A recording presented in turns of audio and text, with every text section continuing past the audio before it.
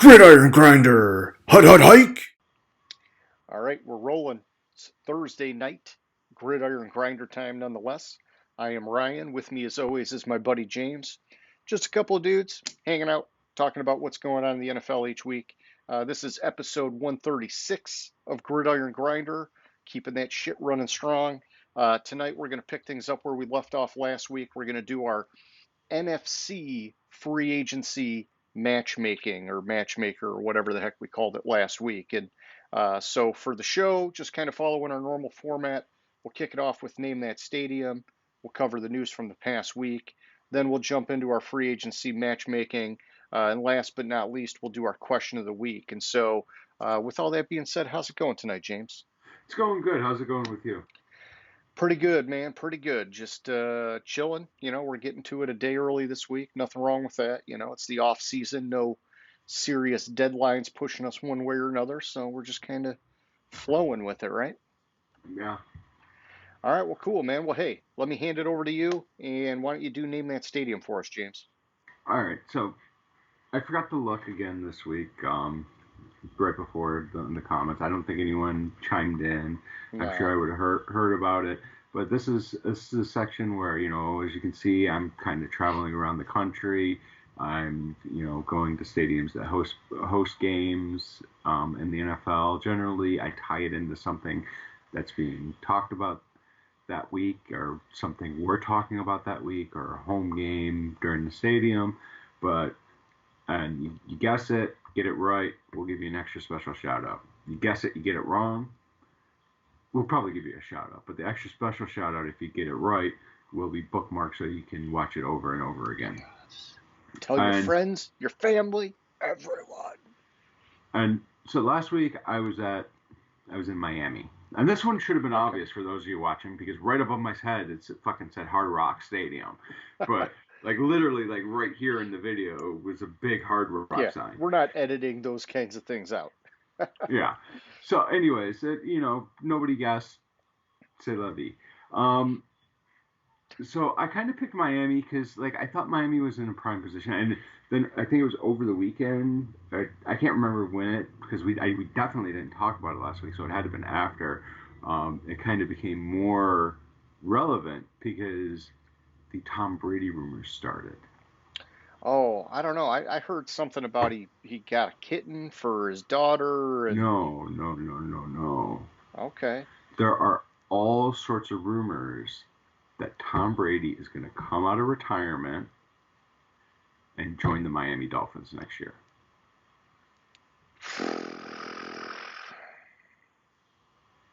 Okay. I mean, all sorts of rumors.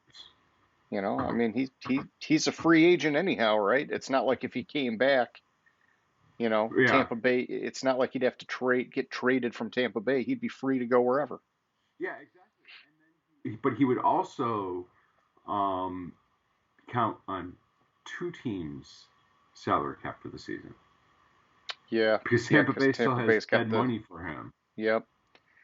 Yeah, that'd be interesting, man. Yeah. I would wonder, you would hope that if he was going to do it, he would decide sooner than later so he could get his reps in with that team, and get settled in the playbook, all the people. They got some pretty sweet weapons.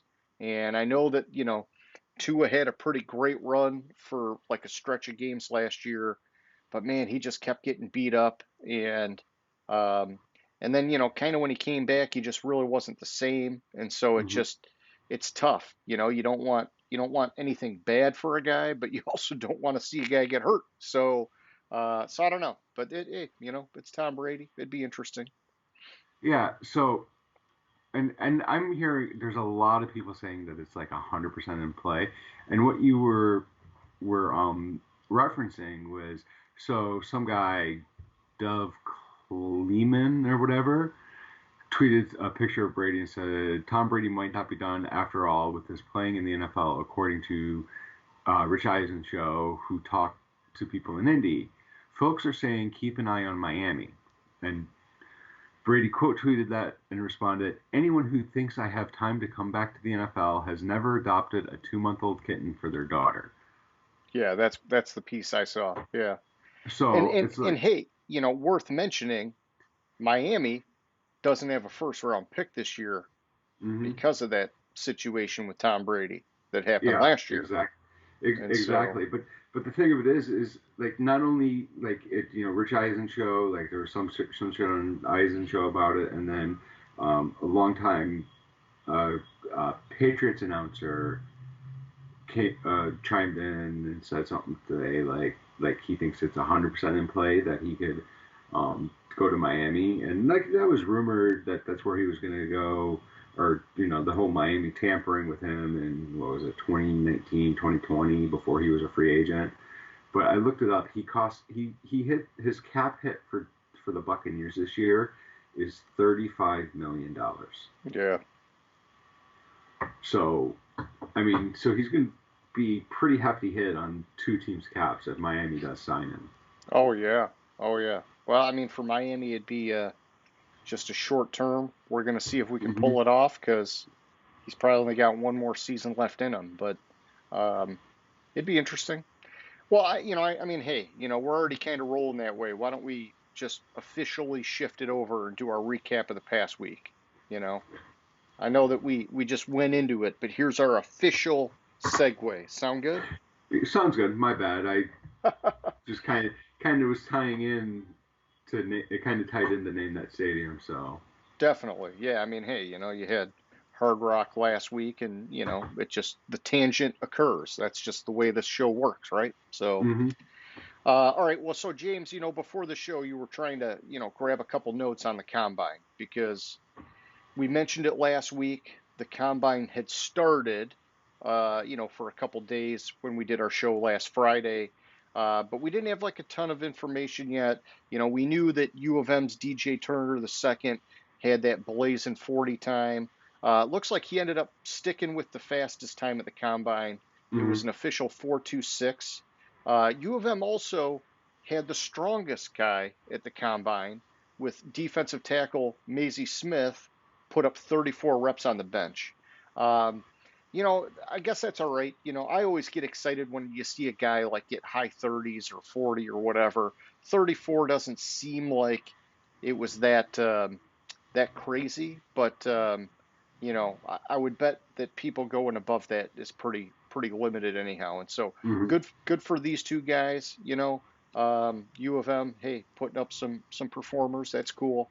And then all sorts of other winners and losers and things like that. I know you mentioned Anthony Richardson last week. I mean, he pretty much blew people away with his athletic ability. Hmm. I think the big question is whether or not he'll get his arm under control at the next level. He was like a sub 60% passer at Florida. And I mean, he's got some power, man. He ran what a 4.43 in the 40. It was Yeah. like fourth all time for quarterbacks at the combine. He set the vertical jump record for a quarterback with 40 and a half inches. And then he had a 10-foot 9-inch broad jump, which tied the quarterback record. Hmm. I mean, the dude's just like a freak athlete playing quarterback. Kind of reminds me a little bit of like Lamar Jackson, except that, he's maybe more of like the Cam Newton size. And all week at the combine, he talked about those being the two people he tries to like emulate his game on. And he even joked around, called himself Cam Jackson. And so, he boosted his stock big time. Yeah. See, the comp I saw to him that I thought was better is just like on combine numbers was Dante Culpepper. Like it was like basically same height, same weight, same 40 time, same like everything was like not same broad jump and same vertical, but like it was very similar. 40 time was maybe like point oh 0.01 or oh 0.02 seconds off. Height and Okay. weight, like Shit, I Richardson didn't was I like didn't remember Culpepper being that fast. Richardson was like a pound lighter. I'm gonna look it up again. Like I didn't Sure. notate it, but yeah, that's the um You're talking Culpepper from Minnesota, played briefly in Detroit. yeah. Okay, shit, man. I mean, hey, I guess I remember the arm. I remember him dropping some bombs here and there, but I didn't. Hey, maybe if he was that fast, I guess I just never paid that much attention, or I just never focused on it because maybe he wasn't running that much. He was a great passer, man, when he was in his prime.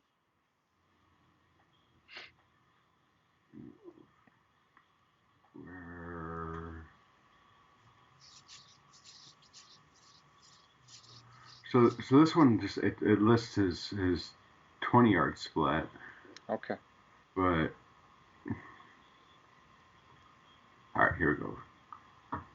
Here's the one article that I saw, or one. Well,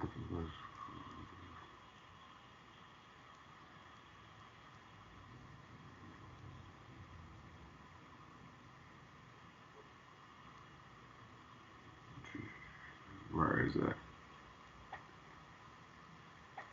Yeah, and hey, just real quick while you're looking for that, I'll give you some quick winners and losers from the combine, according to NFL.com's Chad Reuter. He's got as winners Chase Brown, the running back from Illinois, Blake Freeland, the offensive tackle from BYU, John Gaines II, the offensive guard from UCLA, Jahmyr Gibbs, the running back from Alabama, Broderick Jones, the offensive tackle from Georgia, and City Sao, however you say his name, I'm sure I butchered it, offensive guard from Eastern Michigan. Losers, he's got Tank Bigsby, the running back from Auburn, Jalen Duncan, the offensive tackle from Maryland, Dawan Jones, the offensive tackle from Ohio State, and Kenny McIntosh, the running back from Georgia. Mm-hmm. So it was 4.52 was his 40-yard time, Holy cow, man. I didn't know he was that fast. and his his vertical was 39. Okay. His broad jump was 10.16 feet. So I mean, they were very comparable, and like they were comparable in like weight too. Okay. So that's where I saw it. Like the graphic I saw, like I mean, it was when he had a four. It was 4.44, the unofficial result on NFL Network. Sure. But still, Yeah, pretty impressive, man. Yeah. Yeah, and so I mean, tons of people saying he just like drastically boosted his stock. hmm and the thing, it was who's the draft guy on Jeremiah? I think it is with on NFL Network. Yeah, But he's one of the big guys, yeah. he was doing, when he was doing the combine coverage, he was talking about like Richardson and his accuracy, and then he started saying like take this film, like he had like these four passes, like I think, or no, these 10 passes, two of them were wide receiver drops, Okay. three of them were deflected or bounced off a helmet, and so those don't you, it's not fair to count those in his accuracy because there's nothing he can do about it. And it's like, yeah, he had like 7 or 8 incompletions in the entire game, and it was like a 50%. But it, like, you could just going through the film, he's like, this happened, this happened, this happened, this happened, that Okay. caused the pass to be incomplete. So maybe I'm not sold on it. I'm not going to go through all of his games last year and Yeah, chart his because a lot passes. of quarterbacks, the guys that are throwing 65% even have that stuff too. But Yeah, but I but hear what you're saying is if that, you're if you having, tried to adjust for it, probably better than what the number would lead you to yeah, think. but then that raises another concern. If you're having like 3 or 4 passes deflected or bouncing off helmets in a Yeah. game, Yeah. there's something else wrong there. Yeah, maybe his release is too low, or hmm who knows. My concern is that if all the guy does is throw lasers, the NFL, man, you got to like really, you got to know how to put touch on the ball, hmm get some air under it. You got to have a couple different tricks up your sleeve. I've seen some of these quarterbacks, man, they just rocket it in there and it doesn't translate well to the NFL. And then, you know, I know I said it. I said it when Josh Allen came out. It's these guys that don't have the accuracy in college, oftentimes never figure it out in the NFL. And we've Hmm. seen Josh Allen proved that wrong. Kirk Cousins, which I was happy to see, was another guy that did it. He figured out how to boost the accuracy. But a lot of times, man, it's like they either have it or they don't. And it's almost like there's a threshold. Like they got to be like, mid or whatever 60 percentage coming out of college, or it's like really hard for them to take that next step in the pros with the accuracy. Yeah, exactly. And like Josh Allen's a kind of a unicorn in that sense Yeah. because I mean, he had Brian Dable and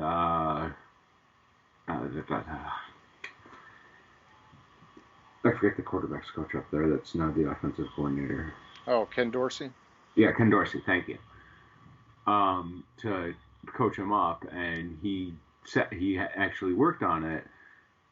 So I mean, we'll see where Richardson goes and what happens with him. But Yeah. I told you in text, like I was really high on him going into last season, Mm-hmm. and then during the season, I was on two players I was high on. I was high on him, and I was high on Levis, and Levis continued that track to stay high, and Yep. Richardson dropped way off for Okay. me. He kind of moved up a little bit with his combine results. I understand what you're saying with the lasers and stuff, but more of my concern is really the accuracy. And I don't care if there's drops or if if there's drops, that's one thing, or if it's more drops. But like two drops and like you're throwing 16 passes, you have two drops. Like I Yeah. mean, Yeah. maybe you could have thrown the ball into a better position Yeah. to where the wide Throw them receiver open. didn't. Yeah, Yeah. wide receiver didn't drop the ball. I So gotcha. So yeah, I guess combine wise, what else did you see that you want to hit on? I know C.J. Stroud looked great. mhm. Some people were dogging Bryce Young for not going through the whole exercise, whatever. Just doing interviews and whatnot. Levis, or however you say his name, man, he had a great looking arm. I Yeah. thought he did good, and he was a little bit cocky, talking about how he had a cannon or whatever, and he wanted to show it off, or however he put it. But I think it was a smart move on his part. I mean, he showed like on those out routes, yeah, he's getting that ball there. There's like no issue, like I know that's a big thing going to the pros is that, you get those like 10-yard outs. And if you don't have enough power in your pass, those get picked off so Hmm. easy at the next level. And I don't think you're going to get that at all with him. So nice to show it off. And yeah, I'm sure he boosted his stock a little bit there too. Yeah. So the like kind of tangential things I saw like gotta give love to the offensive lineman. Blake Freeland ran or jump had a 37-inch vertical Okay. at like he's like 302 pounds, Yeah. 6'7", 302 pounds, and he had a 37-inch vertical. Big guy getting up, man. And then his broad jump was 10 feet. Yeah. Yeah. He's the tackle. Okay. Yeah. Yeah.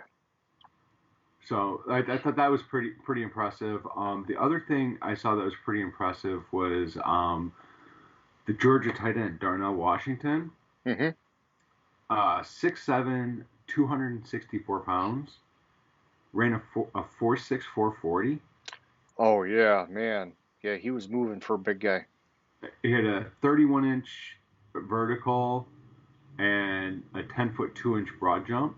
Okay. So I thought that was pretty impressive. Like he looked like like when you see somebody that's that tall, above like 6'5", above like around 6'5", they a lot of times to me they look a little bit lanky or Yeah. awkward. Yeah. And I thought Washington, he just looks solid. Nice. Like so that was good. And the other thing is like the numbers don't show it, and it's the same thing with like was it the cornerbacks? no, safeties last week. I was talking about how they felt. It felt like they were slow overall, Yep. and the running backs felt slow overall too. To me, Oh man, yeah. I guess I didn't dig that deep into the 40 times for the running back position. Um, yeah, I mean, I know like typically it's the cornerbacks, right? Those are the guys that are the big time burners. And then, yeah. you usually get maybe a couple running backs that are like the smaller, shiftier guys that do a little bit of blazing. But yeah, it's like usually you get a couple wide receivers, a couple running backs, but I think it's mostly the cornerbacks that are like really the fast guys.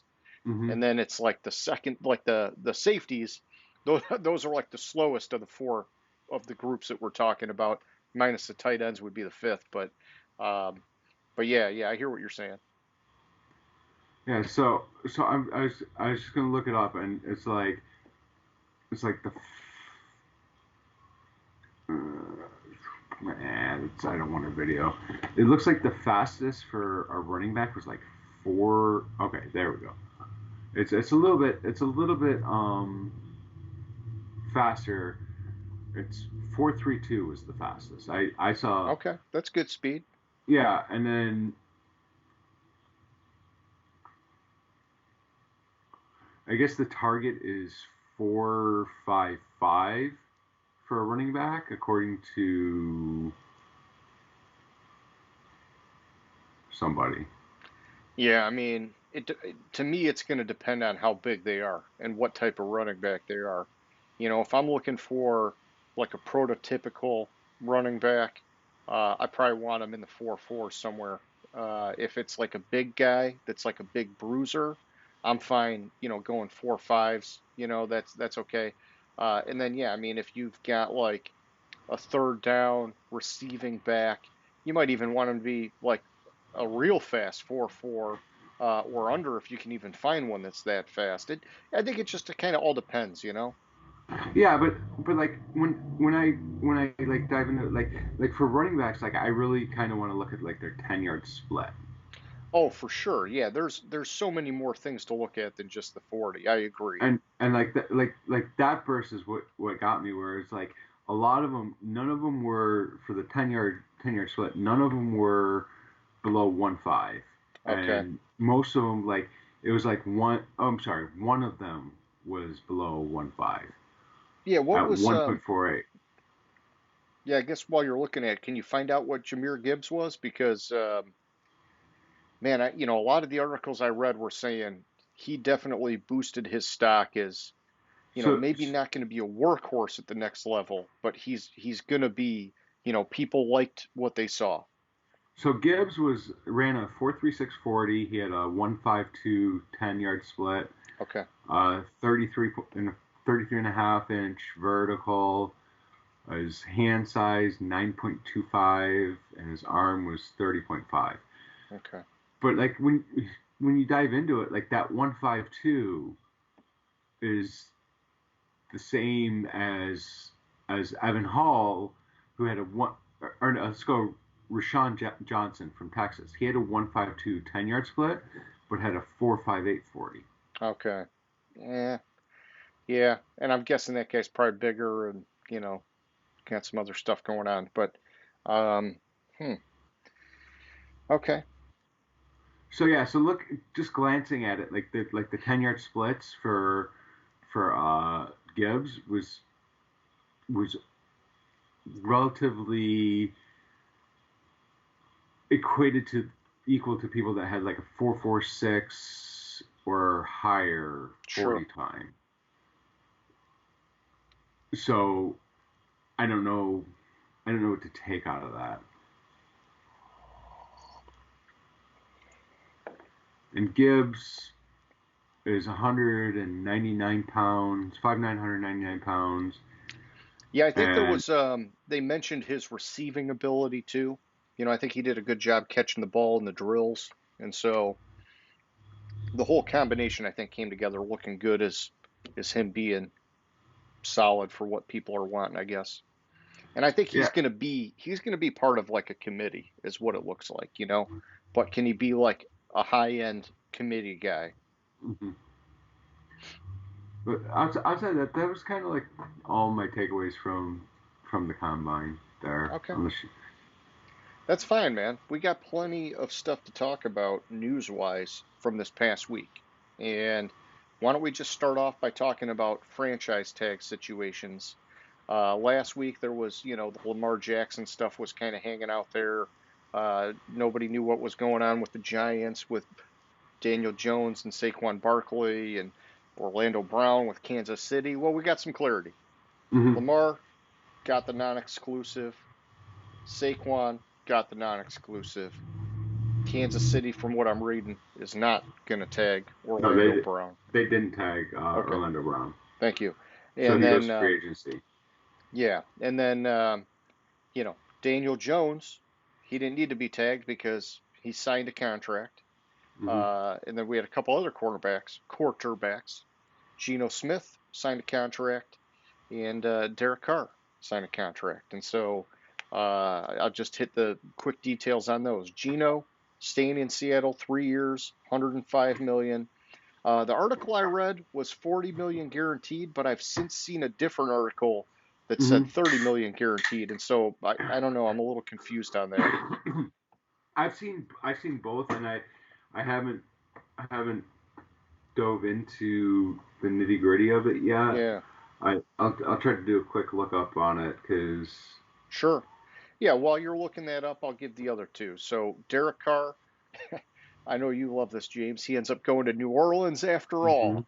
Ha ha, take that, Las Vegas. And I'll let you put it eloquently the way you would like to, I'm sure, with an F bomb or whatever. But he's going there on a 4-year deal for 150 million. 100 million of that's guaranteed. And then Daniel Jones is staying with the Giants on a 4-year deal, $160 million with 82 million guaranteed. I think the Daniel Jones one had something like 35 million in possible additional incentive as well. And so each of these deals, I thought that was the Geno Smith one. uh-oh, maybe I mixed my note up there, but each of these deals, different ways, different how they got there, but they got there. We're going to come back to it for a question of the week. And so I want to talk about each of them and get an opinion on what you'll like, don't like, and all that stuff. So we don't have to go too deep here, but if there's, anything you want to like drop onto it right now, feel free, man. So Geno Smith, it was 3 years, 75 million, Okay. with 30 guaranteed and 30 million of incentives. And I know you were right on the Daniel Jones um, length and guaranteed. Let me see if I can find. So did Gino get a 30 million signing bonus? Is that how they get to the 105 figure that I read?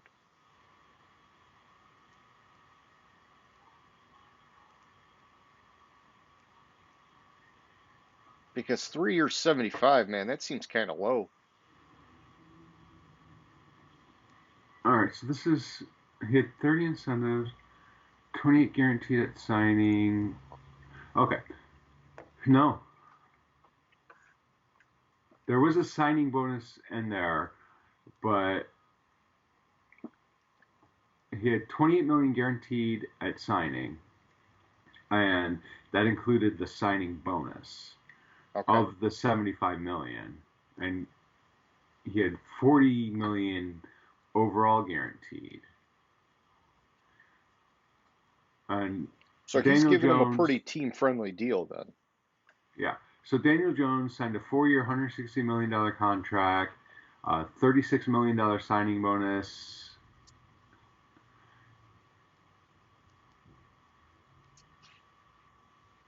and 35 million in incentives. So they both had about 30 million, 35 million in incentives. So Okay, gotcha.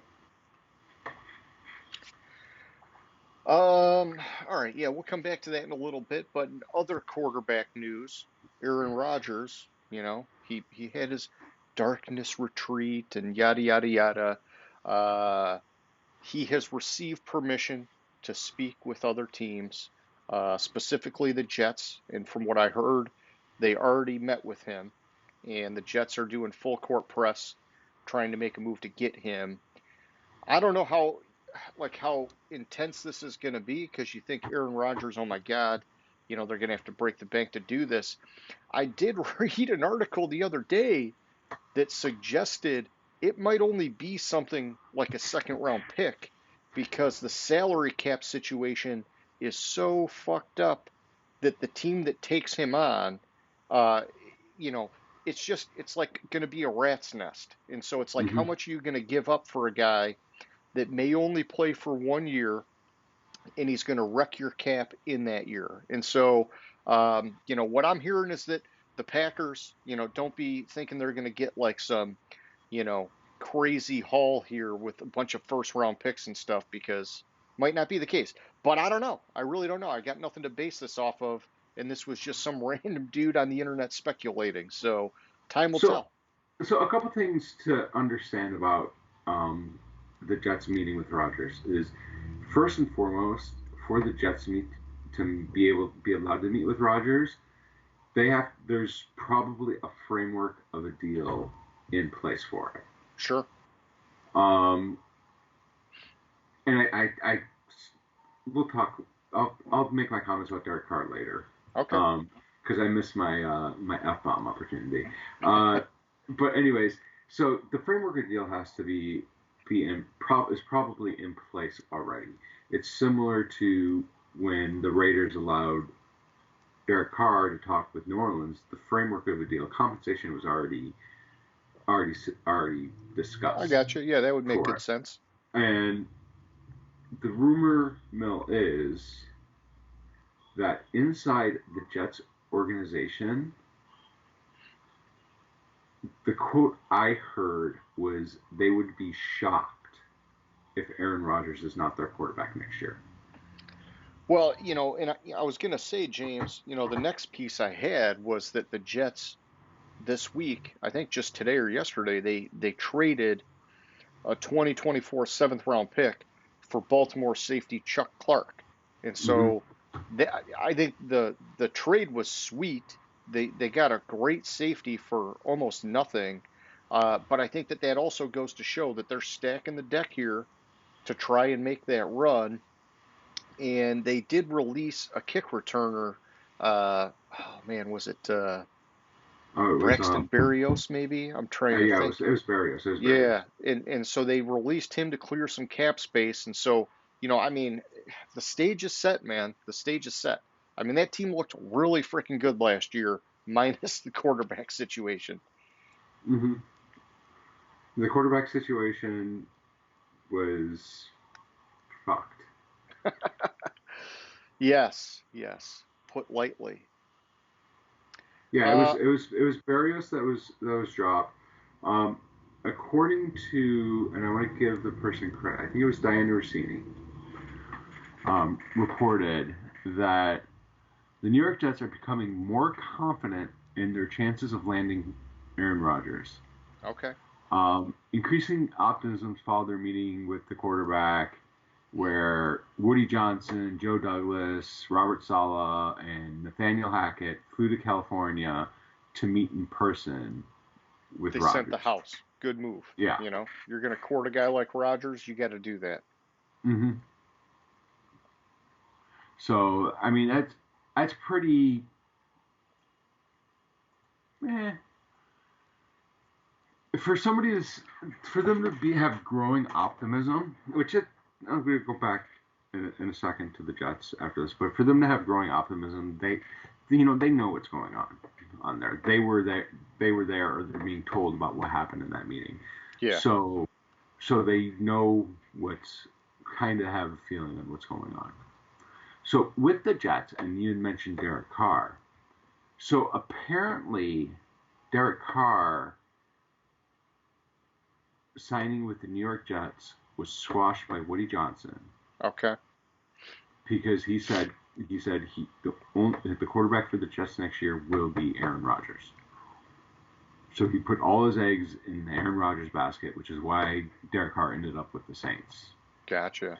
And it's the ultimate fu to the Raiders who cut his ass because Derek Carr could have allowed the Raiders to trade him to the Saints and got something back from him. Yep. He said no. I won't waive my no trade clause, and then turns around and sides with the Saints. I mean, that's the ultimate fuck you to an organization that fucked him over his entire career, not putting any money into that defense. We hit it. His 9 years in Oakland/Vegas, He was a mess. Yeah, yeah. it was The a mess. highest rated defense he had was 20th. Yeah, and we talked about it. He, maybe with exception of Jack Del Rio, or maybe we didn't talk about this. Maybe this was my note for tonight. But with exception of Jack Del Rio, he never really had a coach get behind him, which was just garbage. And even Dennis Allen did, but Dennis Allen was there very. Well, oh yeah, I guess that's the thing. Yeah, so was Dennis Allen? Yeah, because he was. Dennis Allen was the one that drafted him. Yeah, was he just? Well, yeah, I guess he drafted him, so he was not just an interim coach. But yeah, it was short-lived. And I think Del Rio spoke highly of him, but Del Rio was only very short term. So yeah, so Dennis Allen was Raiders head coach from 2012 to 2014. okay, And I believe Derek Carr was drafted in 14, maybe 13.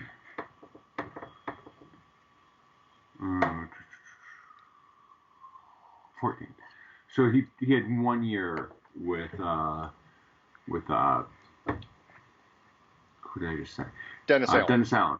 Thank you. Sorry, I just threw a blank on his name at some point. That's okay. And I can hit it back. And then Del Rio was like there for 2 years. I don't even remember, man.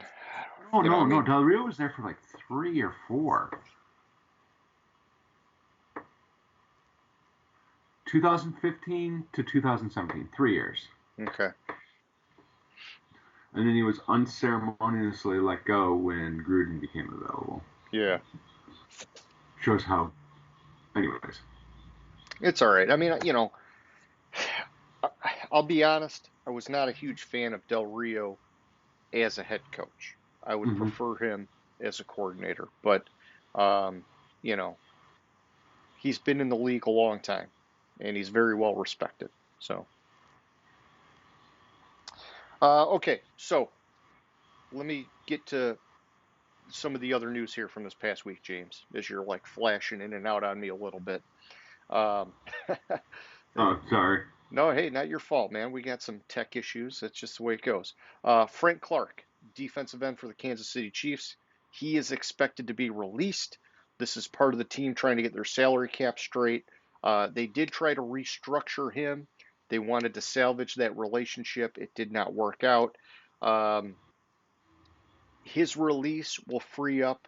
Sorry, I don't actually have the number. He was slated to make $21 million this next year, and I don't know how much of that they're going to save. But $21 million for Frank Clark. He's had a solid run. That's just a lot, and so I think he's going to do fine in free agency. Maybe just not to that degree. Yeah, I have an ad popped up. I was trying to load it real quick for you. Sure. While you were, but then stupid ass ad popped up. So Frank Clark, if he was cut. So yeah, how much did they save? So he's hitting $7 million against the cap this year. And if he was going to get 21, does that mean they save 14? I guess so. Because he was cut. It's like my general source over the cap. It just lists him as a dead cap hit, and it doesn't list his. Doesn't give you all the details. Yeah. Yeah. I gotcha. Well, there's a lot more, James. So we're going to play this game with a number of guys. Bud Dupree, linebacker for Tennessee, expected to be released. He's had a couple of choppy seasons, mostly on account of injury. He was a big free agent signing a few years ago. Had a steady, I would say, steady performing and developing couple years early in his career with Pittsburgh. Tennessee thought he'd maybe go to that next level. Never really got there, but I'm sure he'll still have a market too. I didn't Hmm. see how much they're going to save off of him. They're gonna save 9.35 million. Okay, that's good. They need that. And then the next one, James, I got Eric Kendricks, the linebacker from Minnesota. He's been there a long time. I want to say 8 years, I think. He'll definitely find a market in free agency, but there are a lot of linebackers available this year. And so, does that mean big bucks? Typically not. When you got that high of a supply, um, just the way it works. But that's okay. Minnesota, they needed to make a move. Yeah, And so Eric Hendricks, apparently, according to Over the Cap, he's already been cut, so I can't get sure, the figure, but he's going to count less than 2 million against the cap for them okay. this year. The other thing with Minnesota, and the rumor I'm reading, is they're going to cut Adam Thielen, Mm, which mm. is going to save them 6.5 million. Yeah, I've heard that they've been on the fence with that one. I mean, he kind of was like a little bit of not homegrown, but Mm-hmm. came out of nowhere and undrafted, I believe, and did well there. But that's the business side of it. Yeah, and with the Titans, I heard that the only reason why Dupree has not been cut yet is something to do with they have to wait till the start of the new league year to get the cap savings Okay. or something Yeah, weird like like I know, that. yeah, what is it? Like the post June 1st cuts, they can have different value Yeah, against the cap.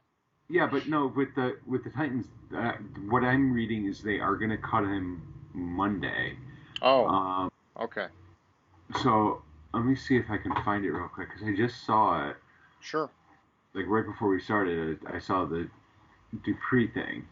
Yeah, and while you're looking at that, I'll give you my couple other ones. Shaq Griffin, cornerback for the Jags.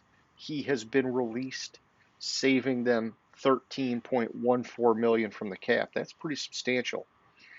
And then Donovan Smith, the left tackle for Tampa Bay, he's been released. Part of them trying to fix their salary cap hell.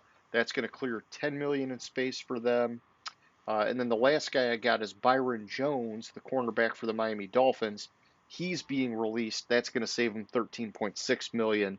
Another big savings there.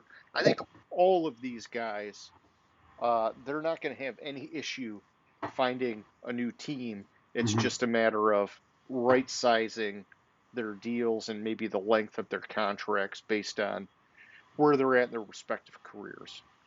Yeah, so they can't cut Dupree until Monday because of his guaranteed salary. Okay. Um, ah, his. No, that's weird. Because his contract was fully guaranteed. Huh. Okay. Well, maybe it's just the timing of when it hits the books. Oh, no, no. Oh, okay, never mind, never mind. That 33.75 million was fully guaranteed, which is basically like he had 1.25 million remaining guaranteed on his salary, so it's some quirk with his contract and his Sure. guaranteed money that's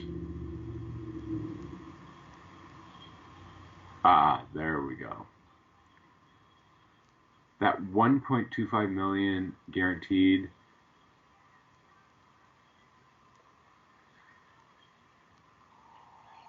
Oh, okay. So he since he was on the roster the fifth day of the 2022 league year, his 1.25 million was for 2023 became guaranteed, and because of that, because he has guaranteed money in 2023, they can't cut him till the start of the league year. Okay. Well, thank you for clarifying that. All right, next up, James, I've got Calvin Ridley. He has officially been reinstated. We talked about him previously that this was going to be coming potentially. Huge boost for the Jags. I'm just hoping he hasn't built up too much rust having this past year off from that suspension. Hmm.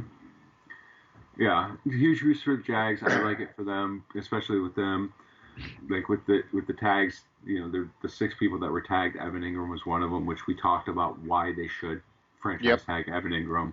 Um, but I think that just bolsters that offense, and that's going to help Trevor Lawrence's progression, having another quality target in that offense. Big time, man. Big time. Okay, and then the last piece of the news that I have is the Houston Texans are going to be forfeiting their 2023 fifth round draft pick, Hmm. as well as paying a $175,000 fine. Have you heard anything about that, James? Yeah, so basically it stems from the COVID year when the league facilities were shut down. They paid for holy shit, my power just went out. Uh-oh. Well, I would guess that means your internet will be going out here soon.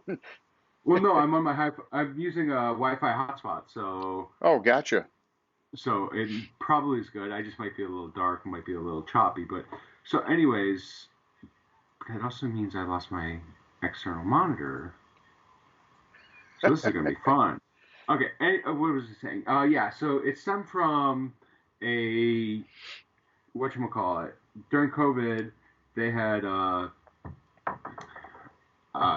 their facilities were closed, and so they paid for Watson to have a membership at a local athletic club. It was like 20 grand, and it was supposed to have been reported as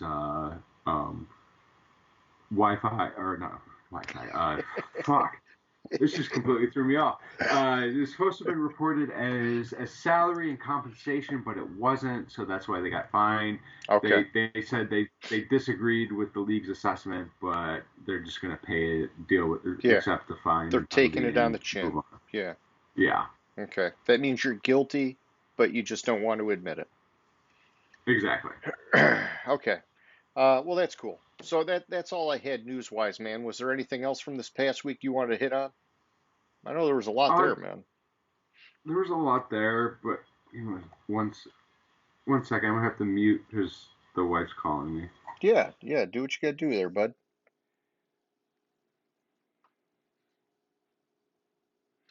Yeah. So while you're taking that, I'm gonna segue us over, and we're gonna start laying the groundwork here for our NFC free agency matchmaking segment. And we'll take a look, just like we did this past week. We're going to go alphabetical teams in the NFC, taking a look at salary cap space, team needs. Then we're going to look at the NFL's top 101 free agent list. We're going to try and plug and play some names, see who might make sense, talk about maybe some pros and cons and different things like that. Some teams might be in a rebuild, or they might be in salary cap hell, and or who knows? I mean, there could be all sorts of circumstances on why a pick may or may not work, and so we're just going to go through and play the matchmaking game and see where it goes. So, I'm good. I can jump into it right now. okay, well, let's do it, man. Let's start. We're going to go A to Z, so that means the Arizona Cardinals are first, James. I am showing that they've got about 5 million in cap space, and according to that CBS Sports article I was looking at last week, they need help on the interior offensive line and at edge. And so when I look at some of the possible free agent targets, the names that come to mind for me are center Bradley Bozeman.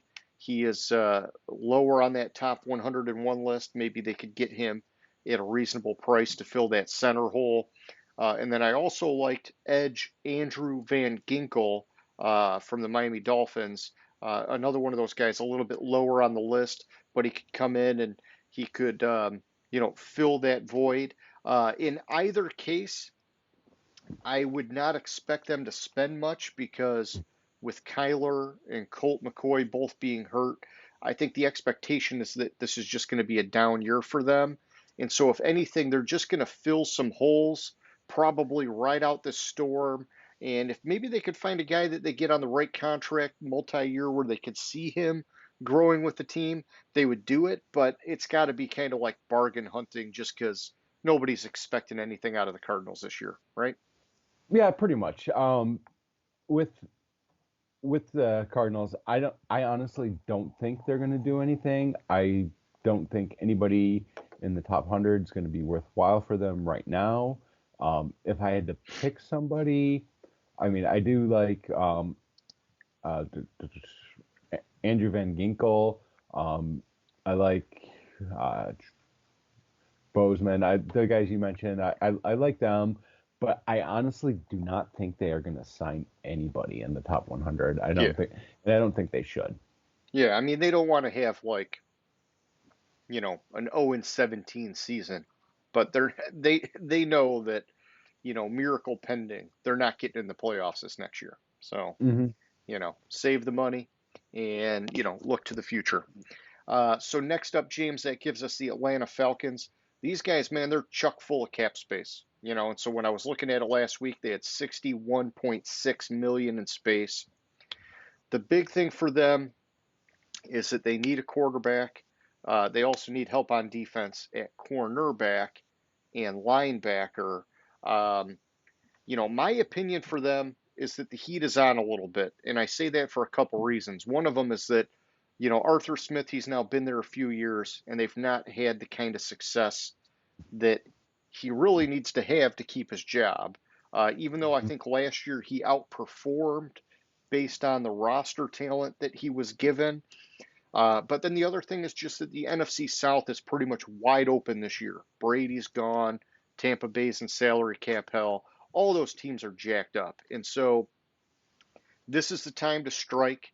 This is a team, James. I know a lot of people have been saying this, and I'm going to just hop on that bandwagon. I think if someone's going to trade for Lamar, I think Atlanta should definitely be in that game, even though their owner is saying they're probably not now that, they're wanting 2 first-round picks. But that's my first thought. What do you think, man? I call bullshit on that. If you remember last year, they were all in on Deshaun Watson. Then Cleveland swooped in, and as I pointed out to you, and I forgot about it when my first reaction to you until I heard it on the radio. Last year, Cleveland said they were out on Deshaun Watson. Yeah.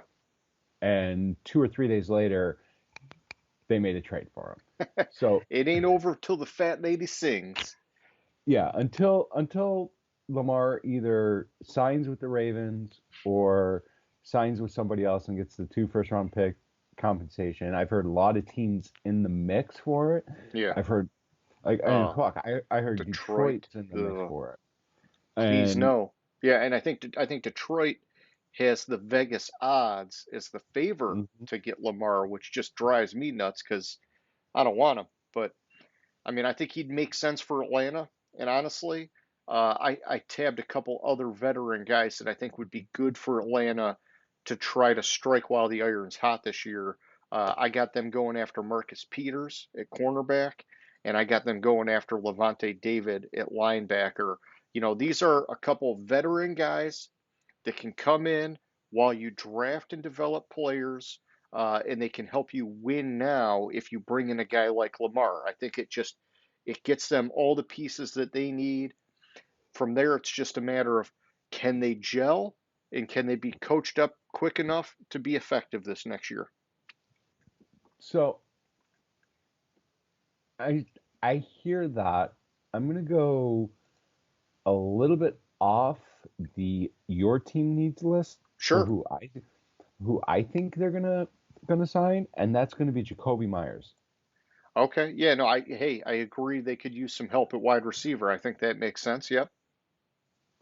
I think that makes sense. Jacoby Myers, possibly Odell, but I think Jacoby Myers is a better fit. And man, I was just thinking. I mean, if you got Lamar, it's almost like go for Gesicki or Dalton Schultz because you know that he highlights the tight ends.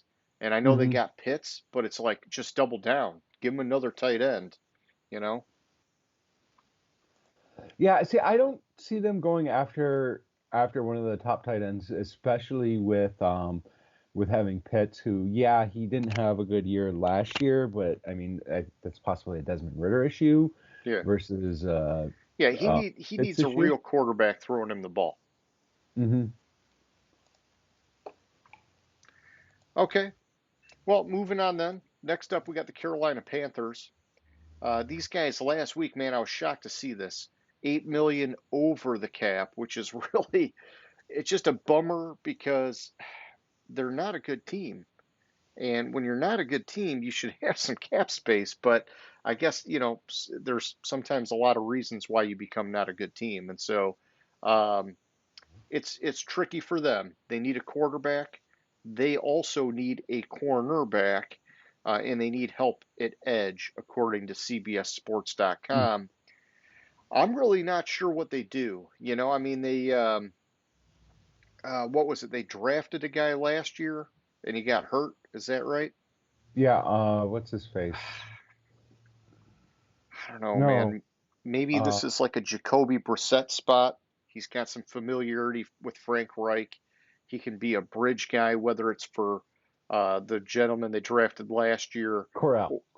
Thank you, Matt Corral. Yeah, or is it uh, maybe he's the bridge guy for whoever they draft this year. But I could see maybe Jacoby Brissett being the guy. It kind of gives them a little something for today while they Mhm. develop a guy. Um, and Frank Reich, he's got a quarterback at least. I don't know. What do you think with Carolina, man? So with Carolina, you mentioned last week their cap situation. Currently, they have about 4 million in cap space. The reason why they're kind of in salary cap hell a little bit is because of the fact that this year they have 18 million of dead cap money allocated to McCaffrey. I could see them. I like your Brissett pick there. That was one of the ones on my list. The other one that I had on my list was Dwayne Smoot. Okay. He's an end slash edge guy. You have, Yeah, beef up that line a little bit, man. yeah, beef up that defensive line a little bit. He's had 29 hurries, is tied for third in 21, tied for third in with 21 and 22, and he only played 40% of the Jaguars' defensive snaps. He put up he's put up 5 sacks in each of the last 4 seasons. Um, so I like him to go there, but I really think like their big splash is going to be Jacoby Brissett, who's going to be their bridge quarterback. Sure. Yeah, because they don't have a ton to be throwing around. I got you. Hmm. Okay, well, next up, that takes us to the Chicago Bears, James. And these guys, they've got more cap space than anybody. So last I checked, this was last week when I put together my file. They were at 88.4 million in space, and they've got needs at wide receiver, offensive tackle, linebacker, pretty much you name it, they need it. Except, you could say that they're okay with Fields and they're probably okay at running back. Um, you know, this is a team I kind of thought about it last week. We were going back and forth about the Orlando Brown situation, and even really before that in the franchise tag primer. Man, if Kansas City's not going to hang on to him, it makes me wonder if Chicago could be the spot. They've got the cap space. They could lock down that left tackle spot. Huge boost for that offensive line, and they would still have plenty of space to go elsewhere, which I've looked at. Jacoby Myers is a guy that I liked here. I know you mentioned him earlier. I thought he could be a good 1-2 punch with Darnell Mooney. And then also linebacker David Long. I think he's a guy up and coming, could be good for that defense. But I mean, honestly, I don't know that you could go in the wrong direction if you're Chicago, man. Who are some of the guys you like? So I think if I remember correctly, And I'm double checking it. I think they need a right tackle, not a left tackle. Well, I'd go left and I would reconfigure. Yeah, I want to double check something on their depth chart. But the player I tagged the player that I see them going after would be like a Jawan Taylor. Yep, yep. I've heard his name thrown around there for Chicago. That'd be a good one. Yep. Um, Outside of that, I think Chicago's also prime to press the restart button on QB. It it seems like they've been playing that game where they might, and start the clock over, which not a bad idea when you consider they have like zero foundational pieces around Fields. Yeah, exactly. They have zero pieces around them. Press the restart button. They have the cap space. Which the interesting thing about the salary cap in the NFL is what they don't use this year will roll over to next year. Okay, yeah, so I knew there was something about that. I thought there was like some limitation on how much could be used, but maybe not. Maybe it's. And I guess like it's important to call that out because with 88 million in space, you have no foundational pieces. Fields is going into year three. Um, it becomes not good for them because you're going to have to pay this guy before you've got a Super Hmm. Bowl roster. And so I like the argument for blowing it up and restarting at quarterback. You got the number one pick, you trade him, and I would, blow a bunch of that 88 million, but do it wisely. But yeah, if you can roll it over, save some, and get the rest of your pieces next year, and then you hope that that new quarterback goes into year three fighting for a Super Bowl. Exactly. And I think I think that might be what they do, but I could see, but I don't know. It's tough to see with Chicago. I hate to say it, but I think Detroit is the favorite in this division with what's going on with Rodgers probably not being in Green Bay, what's going on Just don't be jinxing Minnesota us, dude. Minnesota being kind of a fake winner last year, Yeah, and yeah, they're gonna Chicago's down in the regress. dumps. It's just like I hate saying that. We'll get to that in a minute, but Sure. yeah, I don't know. I think if they don't move on from Fields and draft a quarterback this year, I think that they go with like offensive line Yeah. or tackle Jawan Taylor. I like with the Yeah, cap space. protect I your like quarterback. Orlando Brown. Yeah. Protect Fields. Jawan Taylor kind of excels in the run blocking side more than the pass blocking side, which is what they need. Okay, I got you. Okay, so then next up we got the Dallas Cowboys, man, and I'm showing them being over by 10.1 million, and that was as of last week. Um, they need help at cornerback, guard, and wide receiver, which is really just to kind of complement CeeDee Lamb, not necessarily wide receiver one. It's a See, I tricky have spot. them over 18 million. Okay, that's that's good. Like I said, my number's a little bit old here, so I'm sure not entirely on the spot, but you know, Jerry Jones, he always finds a way to pay a guy. It doesn't really matter where they're at. He'll do the fake cap games, do whatever he's got to do. And so when I looked at them, the guy that stood out to me, which I don't know, but I like guard Isaac Samalo here. You're plucking him away from a rival and you're filling a big hole that you have. The Cowboys used to have a very dominant offensive line and it's fallen apart in recent years. He could come in, help shore that up, really get kind of like that offense stabilized again. And then you can look elsewhere. Maybe like I know they were looking at Odell Beckham last year as the year went on. Maybe you kick the tires on him, but I don't know that they got the money to go after two guys here. So I'm just kind of throwing out some names, man. What do you think? So the fit is obviously Odell. Like Odell to the Cowboys has been talked about so much. It's like it already happened. And it'd be good because he'd be able to be a number two. You don't need him to come in and be the Exactly. top dog. hmm Um, outside of that, I didn't go much further because it just feels so inevitable that they're going to sign Odell. Sure, I gotcha. All right. Okay, well, that takes us to the Lions, man. And the Lions, so yeah, here's where I could use the update. Last week they were at 10.8 million in cap space. I know that they released Brockers, and that got them into like the 20-ish million range. And so I know my number's off. I'm just not sure what the actual number is today. But the Lions, they need help at tight end, cornerback, and defensive line. I would say more interior, but they could use a second edge guy. And while you're looking that up, my opinion with the Lions is, hey, spread the love, focus on the draft. I would not go blowing the load on one guy like we talked about it last week. Do not go after Jalen Ramsey. Same thing, do not go after Lamar Jackson. Spread that money around. You got a good thing going, a lot of young up and coming talent. Fill a couple pieces, but like you don't have to go crazy, in my opinion.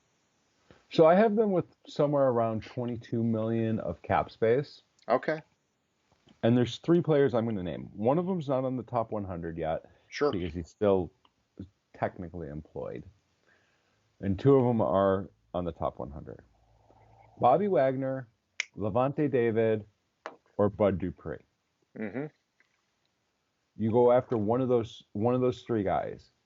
I probably would lean Levante David over the other two just by a slight edge, but I would be happy with any three of those Yeah, I or mean, any one of those three. yeah, Levante David or Bobby Wagner. You talk about having a great mentor for like Rodrigo Mm-hmm. and maybe some new linebackers that they might be drafting this year. But you know that that's a position they have to address, and you'd be getting a guy that still has production in him and amazing leadership. I'd go either of those guys. I'm a little hesitant on Bud Dupree just because the last couple of years Exactly. they didn't go out the way that we expected, but definitely Bobby Wagner, Levante David. The two other names I had for the Lions were defensive lineman Poona Ford from the Seahawks. And, I thought if you really wanted to, I don't know that we need to, but you go tight end Mike Gesicki. I think that they did fine without Hawkinson. And so even though CBS Sports had tight end as the top need for the Lions, I would deprioritize that in my opinion. But I think Poona Ford could be a great addition to that defensive line. We know that some guys started to step up as the year went on, but we could use a little bit more depth and a little bit more juice there. And I like him, man. I think he was always like an overachiever with Pete Carroll in Seattle. Yeah, I like that one too. Sorry, the It's all wife good. texted me something, but I think defense is the way to Yeah, go for the Lions. heck yeah, I'm with you. And so that'll take us to the Green Bay Packers, James. At the time I put this together, they had 13.6 million in cap space. Needs at wide receiver, tight end, and safety. I think that you could debate whether they really have needs at wide receiver because we did see Watson and Dobbs stepped up last year as their rookie years progressed. Um, I do know Lazard's a free agent. Tanyan at tight end is a free agent. I think for the Packers, anything that they do is going to depend on what happens with Rodgers. And hmm if they think that he's going to stick around, well, then maybe you bring back some of his buddies and you re sign Lazard or you re sign Tanyan. Or I had one, which is maybe you one up Tanyan and you say, hey, man, we'll bring in Dalton Schultz for you and upgrade the tight end position, give you one more receiving weapon. But I think he's going bye bye. And if that's the case, man, I don't know. You got to go in a drastically different direction if you're this team. Okay, so with whether Rodgers is on the team or not, Dalton Schultz is the pick here. Okay. Because if it's Jordan Love, we all know Jordan Love can't throw the ball, so he's going to have to rely heavily on the tight end. Uh, And the stats I found on um, Dalton showed Dalton Schultz was well last year. Last year he had only had a 64% catch rate, but it was a down year for him. 2 years ago he had a 75% catch rate, which is good, and that would help the development of Jordan Love. I think if it's not Dalton Schultz, obviously they're not going to go after a wide receiver, because why would that would be the ultimate fuck you to Aaron Rodgers. yeah, we're going Well, to draft a first round wide receiver. yeah, we're going to draft the first round wide receiver. If not Dalton Schultz, I think you go after Gesicki, um, Yeah, and I'd be good upgrade with the that tight end for position. Green Bay, And they've not really had a great. I mean, Tunyon had the 1 year. They've not Hmm. really had a great tight end in a long time. You know, I don't know. So next up, James, we got the Los Angeles Rams. These guys, they're in salary cap hell. Last I checked, they were 16.6 million over. They're looking at moving Jalen Ramsey. They already released Bobby Wagner. And now I'm hearing all sorts of crazy shit. I heard earlier today that Stafford might be on the trade block, which would just be nuts. Um, So yeah, so go ahead. I did hear that earlier today, but then the general manager for the Rams spoke on Stafford and basically said, "I don't care what the fuck you're hearing. Stafford's a corner piece of that offense, Yeah, and we are not moving for we will not move forward and completely tear it down and rebuild. Stafford is our guy next year." Paraphrasing. yeah. I mean, if I was them, I would shed it all as much as you can. And my opinion, you got Sean McVay, offensive minded head coach. Hmm. Beef up that offensive line. Go out, get a guy like Ben Powers, protect Stafford, and win with that offense, because Hmm. that's what McVay and that team is really going to be best suited for, especially if Jalen Ramsey's gone, Bobby Wagner's gone. I know you still got Aaron Donald, but that defense is like now a very hollow shell of what it used to be. Uh-huh. Focus on that offense. If you can find a way to beef up that offensive line, that's going to give you your best chance of staying relevant. Otherwise, just blow it up and start over, in my opinion. I agree with you. Another name I would like to throw out there for the Rams, with Troy Hill, David Long Jr. being free agents, and then moving on with from Jalen Ramsey apparently, would be Rock Ya-Sin. Okay, yeah, no, I think he'd be a great fit, but man, yeah, I keep hearing he's going to be getting paid. I'm hearing he's going to be one of these like sneaky, more money than people are expecting cornerbacks, because when you really dig deep on his tape, he's really been a lot better than maybe what you would think.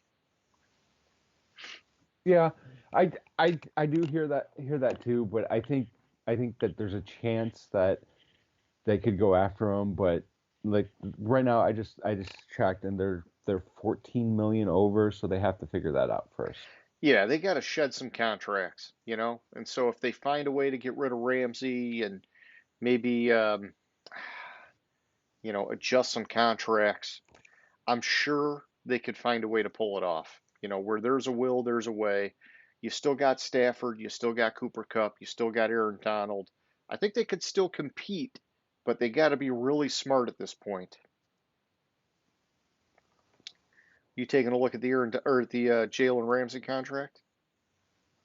No, I was Oh, taking a look at how much time they had to be under the cap. oh, gotcha. So they have to be under the salary cap by March 15th. Okay, less than a week away. That's what, Wednesday next week? Yeah, I don't know. They're not that far away. They'll find a way to do it. Yeah, I'm sure 14 they've million. already they've already got that ball rolling. I'm sure they're just waiting to get some guys to sign on that dotted line. Exactly, 14 million. And speaking of that, was the piece when I was having the internet issues. The piece in the news that I forgot about Yeah. um, was it was two pieces. One, the NFL had announced a compensatory picks for this year or from last year, and San Francisco got 7 of them, Holy cow. That's and insane, dude. the Rams got 4. Yeah, I think we Cardinals, talked about Cowboys, this and Chiefs got before. 3. Like there should be some cap on it, and there should Yeah, be like, like a team like the 49ers. You said San Francisco got 7. yeah. So there were 37 compensatory picks given out by the NFL this year, and 7 of them went to the 49ers. That's what, Yeah, a like a team fifth? that almost went to the Super Bowl. Yeah, I don't know. Like to me, that's got to be looked at. I agree. But and then the other one was, speaking of salary cap, with Cleveland being 15 million over the cap, their path to getting under the cap is a clause that they put in Deshaun Watson's new contract. Okay. And that clause is, at any point the team can decide to convert his any compensation in the contract to a signing bonus, Oh, jeez. and which then would be spread over the remaining life of the contract. And with the um, Browns, if they did that, it would take his cap hit from like 54 million to 24 million this year, which would give them 15 million in space. And it's at the Browns' discretion. Deshaun Watson can't say no. Gotcha. Handy tool for them. Mm-hmm. Bullshit in terms of the fake cap scenario, in my opinion. All Yeah. these fucking loopholes and little games we're going to play. But that's okay. That's the NFL we live in.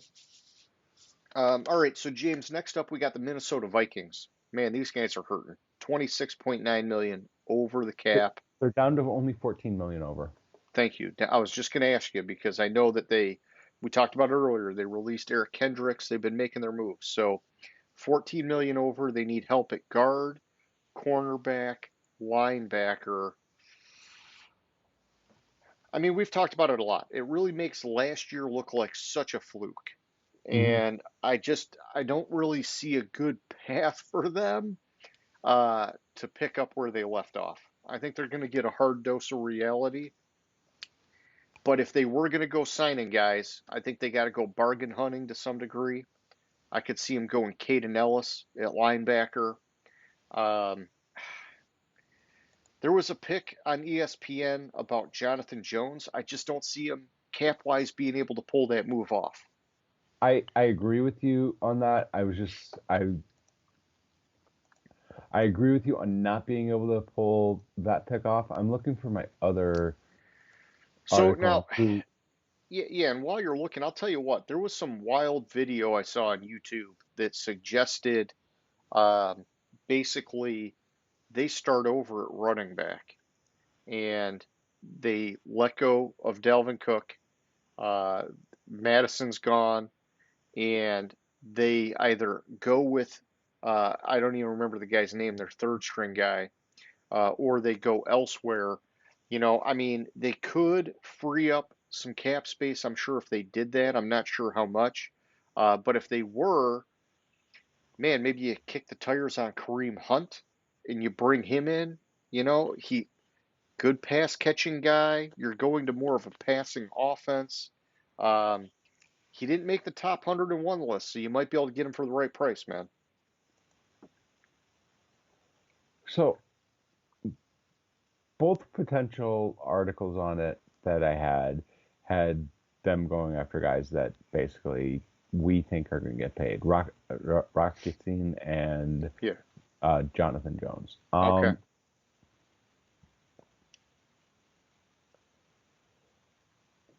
I mean, they gotta go bargain hunting. Is that possibly a landing spot for Robert Woods?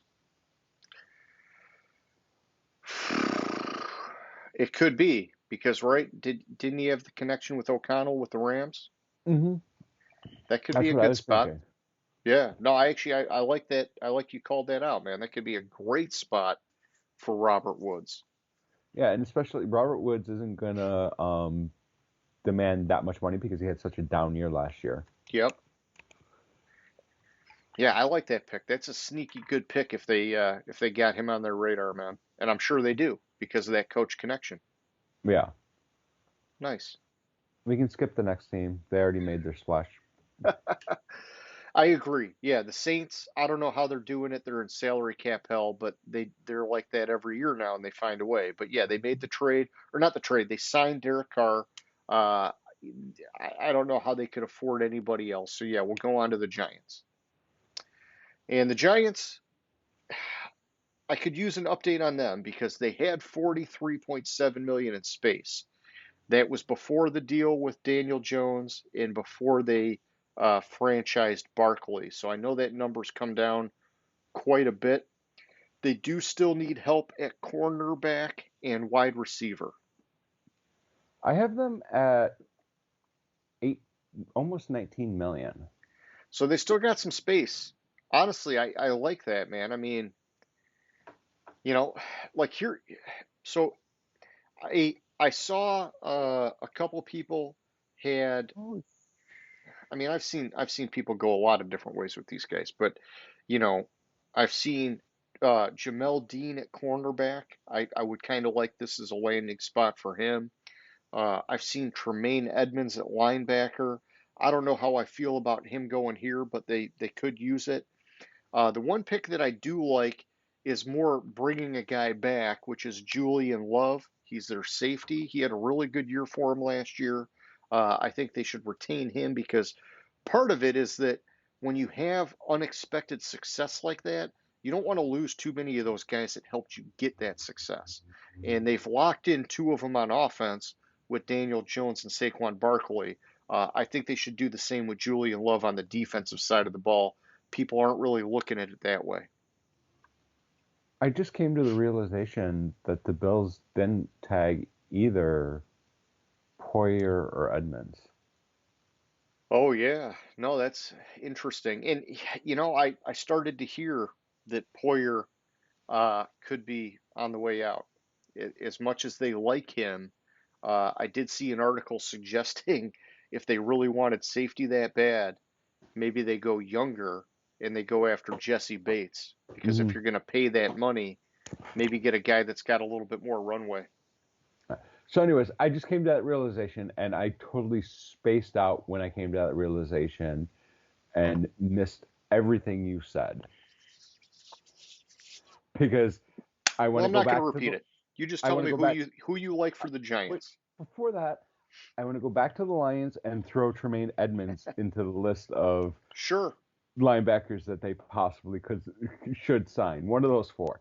I would Um, probably like him over Bud Dupree, in my yeah, I would opinion. like him over Bud Dupree. It didn't dawn on me that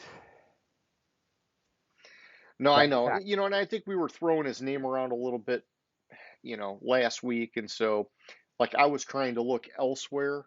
And I kind of cooled off on him a little bit, especially with guys like Levante David and Bobby Wagner out there. I think that you're looking for that leadership to just kind of hold the spot for a year or two while you develop guys. And so that's kind of where I maybe prefer that route, but it doesn't always go the way you want it, right? So, all right, who you like for the Giants, man? There's Bring a back couple. Eli Manning? Yeah, bring back Eli Manning. Which speaking of that, apparently Philip Rivers is trying to come out of retirement too. So, but that's neither here nor there. I like Carolina. Poyer. Carolina. He had I like success with Frank Reich. I like Jordan Poyer there. I think that'd be an immediate upgrade in the secondary for them. Yeah, They're well, yeah, and really he's young. got the connection with Dable. Yeah, that'd be a good one. Anybody I think else? that's um. Let me look back at their needs real quick. I want to make sure I didn't miss Sure. something. Yeah. Um,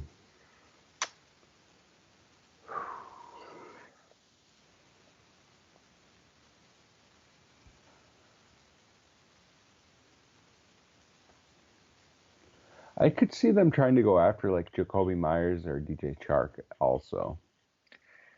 Yeah, they do need help at wide receiver. I'm just, yeah. I mean, it wouldn't be And bad to try and get one of those guys. we'll touch on it a little bit more, but Sure. um because you previewed what question of the week was, but I think that that's where they would go is wide receiver. Okay. All right. All right. Well, James, that takes us to the Philadelphia Eagles next. And they're like just about a break even on the cap space. And that's, unless you tell me otherwise, because I'm a week old on my data here, but they need help at cornerback, running back, and safety. They've sort of had the mass exodus of people coming off of that Super Bowl loss, which is a real bummer for them, man. I thought they had a great year. Um, my opinion is if you can find a way to stretch the dollar, hang on to Chauncey Gardner-Johnson. I Mm. love that guy. He's a hybrid safety kind of linebacker, kind of slot cornerback kind of guy. He can be a little bit of whatever they need on that defense, and he plays with some serious intensity. Plus, I've been reading a lot about these hybrid safeties just do not get the money. And so, if you don't have money and you got to prioritize the guys you're going to hang on to, that might be one where you're going to get some bang for your buck. So I have my two sources. One has them 2 million over. One has them 5 million under. Okay. So let me see. I just want to take a glance and see where they could save some money.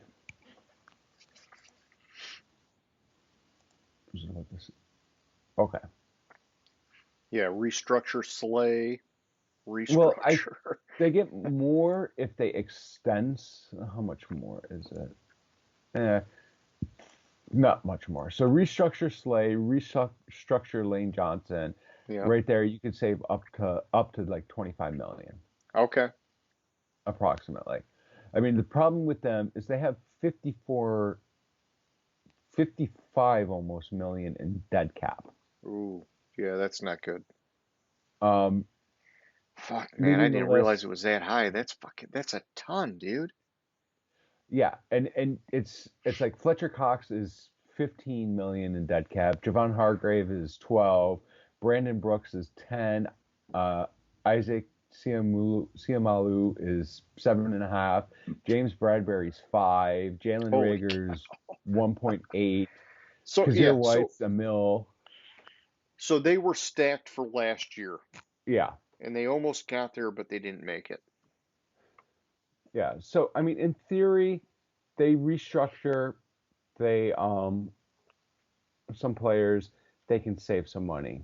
I think if like Lane Johnson, I mean, yeah, they just had to do some restructuring, save some money. Um, Yeah, they're going to have to win with offense next year. I mean, that's what one it's of coming two down to. things. One of two players. Let me check Sure. something real quick.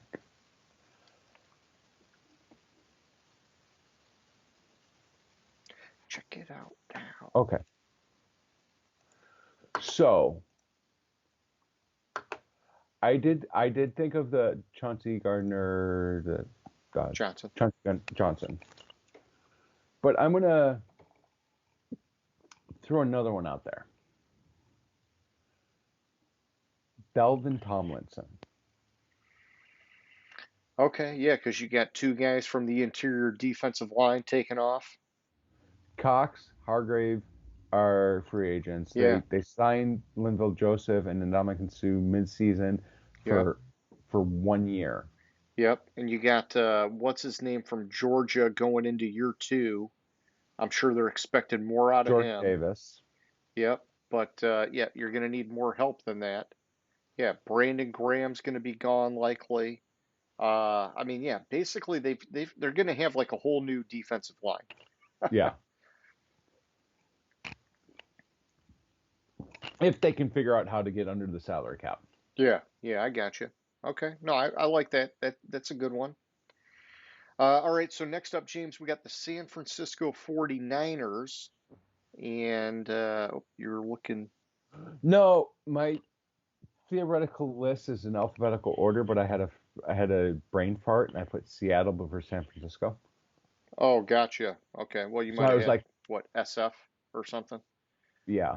Okay. So Yeah. it was just like I looked at it. I was like, wait a minute. It's like, oh yeah, San Fran, San. Yeah. San. Yes. Yes. Yes. Yeah. And so I had him at 3.4 million under the cap with needs at offensive line, safety, defensive tackle. I know I kind of talked to you a little bit about these guys last week that I'm not convinced that they really need that kind of help on the offensive line. I think Shanahan and the way that he coaches and his system, they'll find guys later in the draft and they'll be more than serviceable for that team. And so you're looking at safety or defensive tackle. I like Taylor Rapp here. I think they'd love to pluck him and help their secondary. But I think they got to be slow and steady because all the pieces are really there. It's just the quarterback situation needs to get worked out. And I mean, that's basically a team ready to make another run for a Super Bowl. So, So I have them between 4 and 8 million under. okay. Um,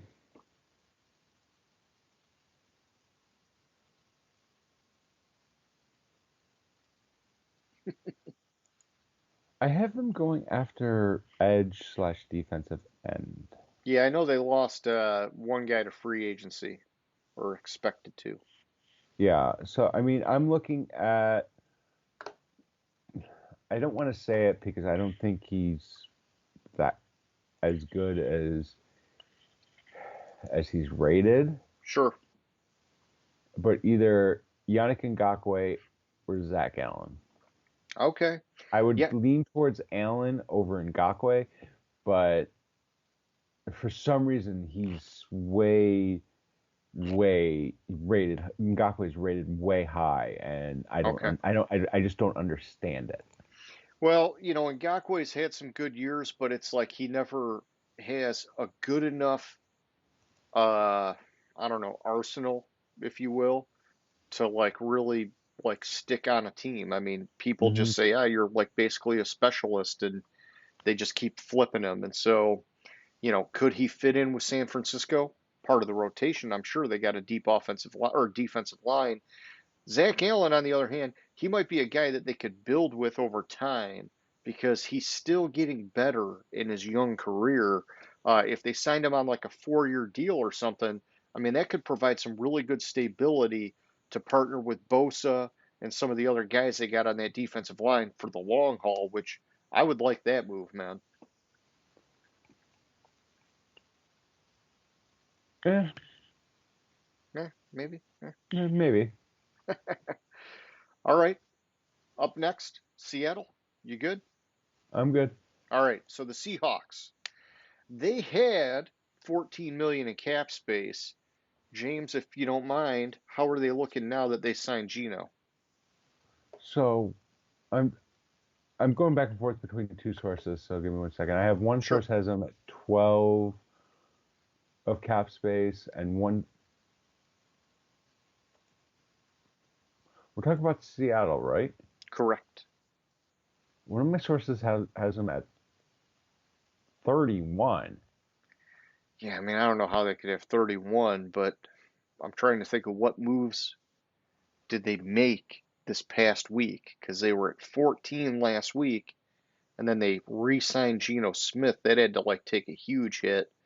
Um, but I'm sure they like restructured some guys or probably dropped a guy here or there or did something. So the second source with 31. Damn it. Neither source has Geno Smith on the list. So it must be too new. Yeah. So You let's go just ahead. let's just assume that they're tight on cap space.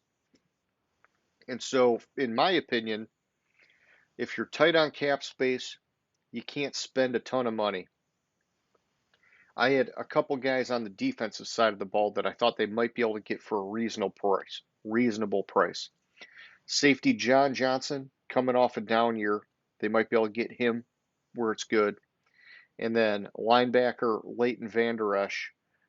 He's had a very streaky career, and it's a very, very deep linebacker free agency class.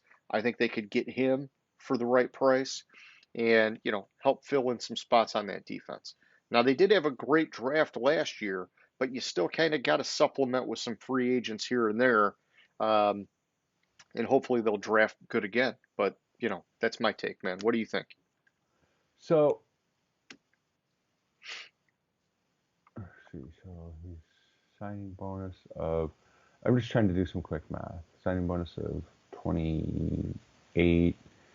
No, guaranteed escalators, 2 million per year.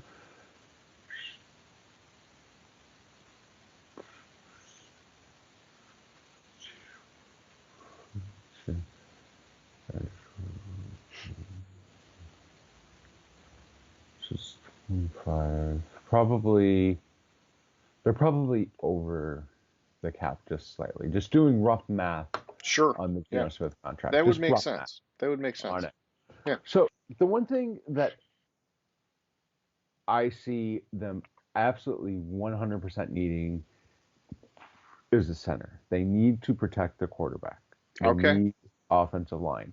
Austin Blythe and Kyle Fuller are departing. So I think I could see them bringing back Pochek. Gotcha. Okay. And I say bringing back because he was drafted originally by Seattle and then let go into free agency because he was riddled with injuries and then had the 1-year contract in Cleveland. Yeah. Yeah. No, hey, bring him back. Bolster that offensive line. You got a quarterback. You got to protect the guy, right? Mm-hmm. I'm good with that. Next up, we got the Tampa Bay Buccaneers. And they were at 59.7 million over. They have since released Donovan Smith to clear some space. Let's just say, I forget what he saved them, but let's just say they're at high 40s million over. I'm not putting anybody from the top 101 on Tampa Bay's list. I just don't see how it could happen. So,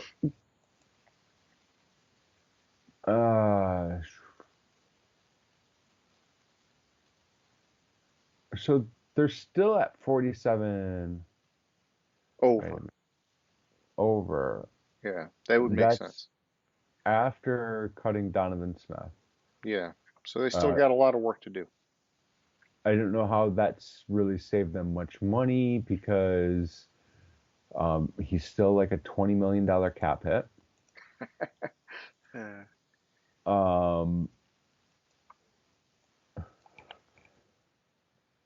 I want to see how much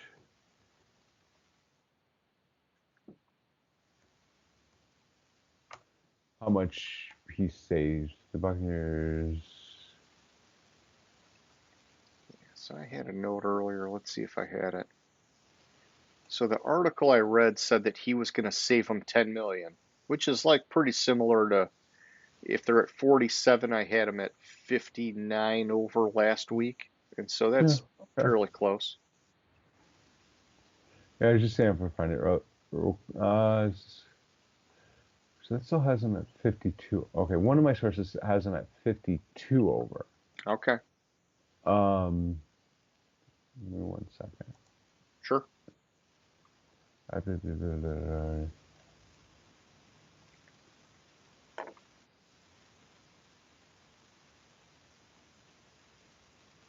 $15 million. Yeah. Okay. 15 million over. So, what the fuck can the Bucks do, being that far over the cap? Hang on for dear life.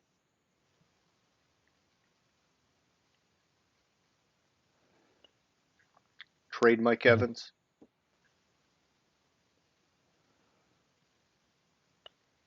I've been hearing people saying trade Evans, trade Godwin. But I don't think they really. I think actually, I'm gonna double check this. But I think if they trade um, Evans, that actually his cap hit is actually more.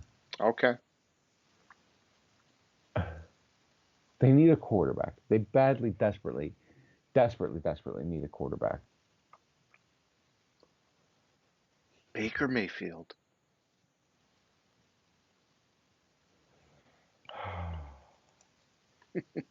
Why the fuck is my page not loading? Jimmy G? If you can find a way to pay him, why not? I mean, we all know the salary cap's fake. Like his base salary, $1 million. Give him like a 20 million. Give him like a 40 million signing bonus for 20 years. I mean, Yeah, sign him for a I would 20-year have. contract with 19 void years. Yeah, I mean, I'd be totally fine with them taking a shot on Jimmy G. You know, if they had to go cheaper, I mean, you go Teddy Bridgewater, Andy Dalton. Those are some cheaper options, you know. But if you really think you can find a way to compete, then you go Jimmy G. Yeah. All right. So my page has now finally fucking reloaded. I want to see if they trade. Let's see. Trade pre-June 1. It will save $8 million if they trade Godwin. $2 million if they trade Evans. It won't Okay. save them shit. Yeah. If they cut them post June 1, huh? I think what they got to do is they got to restructure. Sure. Everybody. Yeah, like Chris Godwin, they could save up to 14. Mike Evans up to 10. Wait, did they cut Barrett? I don't even know what his contract was. You know, I know they made that trade for him, but it might have been his last year. I'm not even sure. No, because he's like 21 mil this year. Okay. For some reason I thought they could save. They restructured him. They could save like almost 10. Vita Vea, Carlton Davis. I mean, the problem with them, You're just compounding the problem into the future. yeah, and you have to consider that Tom Brady counts as an active player on the roster, not dead cap. Okay. So they're 47 so million dollars over the cap. If you count Tom Brady as dead cap, that's $54 million of dead cap.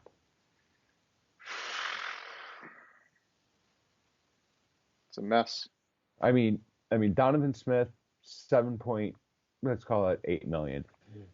Akeem Hicks, 5 million. Julio Jones, 3.5 million. William Golson, 2.5 million. Tom Brady, 35 million. Uh, these teams, man, they get into a mess of trouble. You know, this is why the salary cap and these contracts need to be more straightforward so that you can't be doing this stuff. Oh, I have good news for you. Yeah.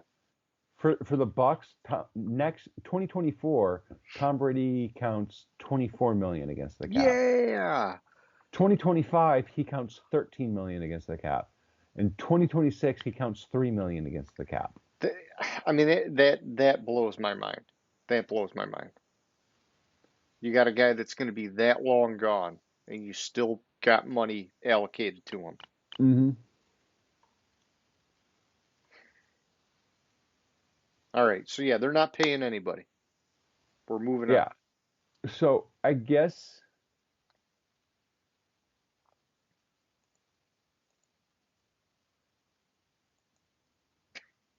I don't know what the fuck they do. Yeah, they Gardner can't pay Minshew, anyone. Yeah, Gardner Minshew. There you go. they got their quarterback.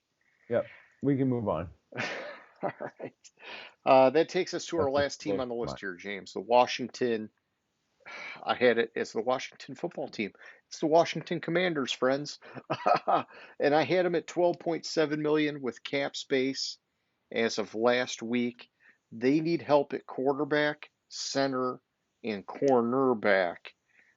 James, while I'm updating my team name, this was actually the spot where I wanted to see Jimmy Garoppolo land. I know that what was it? Sam Howell is the guy they drafted last year, and he got a little bit of time at the end of the year. I think Jimmy G could come in and he could actually get this offense going right away. They've got weapons. I would even double down and I would go and get either Will Hernandez at guard or Garrett Bradbury at center to beef up that offensive line. You got Brian Robinson running the ball. Just have a good line. Jimmy G can operate with McLaurin, Dotson, Curtis Samuel. They can make it work, man. And then I don't know if you want to go defense. I like Jimmy Ward here at cornerback. I think that we've seen Rivera. He likes getting those veteran cornerbacks. Usually he finds a guy like on a short-term deal and then lets him go a couple years later or whatever else. Jimmy Ward could be that kind of a guy. Either way, I think they've got options. I think Washington has some options. They do. And I have them somewhere between 12 and 16 million Sure. under the cap. Okay. I like the players you mentioned. And I will lay it out for you. I just want to see your reaction to the name first. Lay it out. Trading for Lamar Jackson.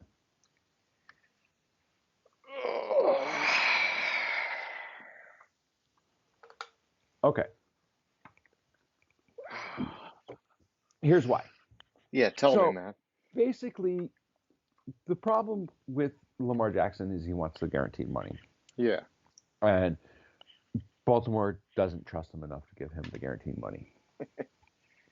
The league, because you have Justin Herbert, Joe Burrow, Tua, and I'm sure I'm forgetting other people that are those three who have Tua maybe not so much, but Herbert and Burrow have showed they can play in the league, and they're going to be the next man up, and they're going to if Lamar gets the money, they're going to want the money. Oh yeah. So the owners across the league kind of want to curtail this spending on quarterbacks and this guaranteed money. They want Deshaun Watson to be a blip. They want Kirk Cousins to be a blip. Yep. Daniel Snyder is on the way out in Washington. Yeah, would he give a shit? He doesn't give a fuck about the other owners in the league. He doesn't give a fuck about the league. And he doesn't give a fuck if he saddles the next owner with a guaranteed contract. So he's doing it out of spite. I'm going to trade for Lamar out of spite. Exactly. Oh my God. Well, I mean, it's devious. It's devious. And it's something I would not put past Daniel Snyder either. Yeah, no, I mean, from that regard, I think, yeah, I mean, I don't see Lamar having success there. They're not, wherever Lamar goes, they need to have an amazing tight end. I mean, we know that. Mm-hmm.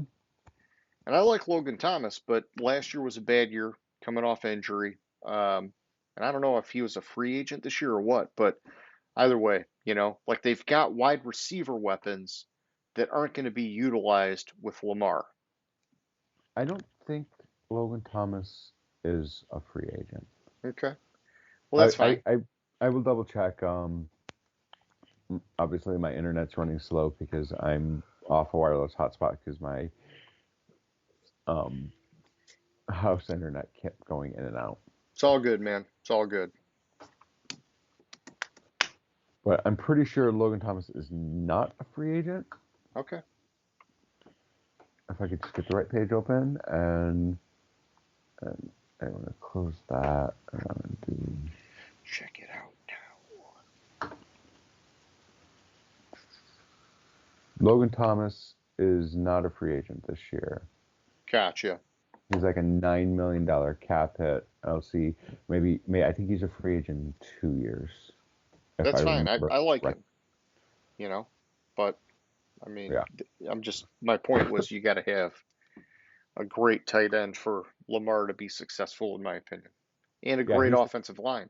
I don't think their offensive line is at that level that Baltimore's is.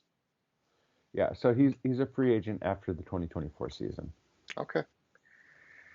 All right. Well, that's all I got, man. You got any other free agency matchmaker suggestions? No, that's all I got.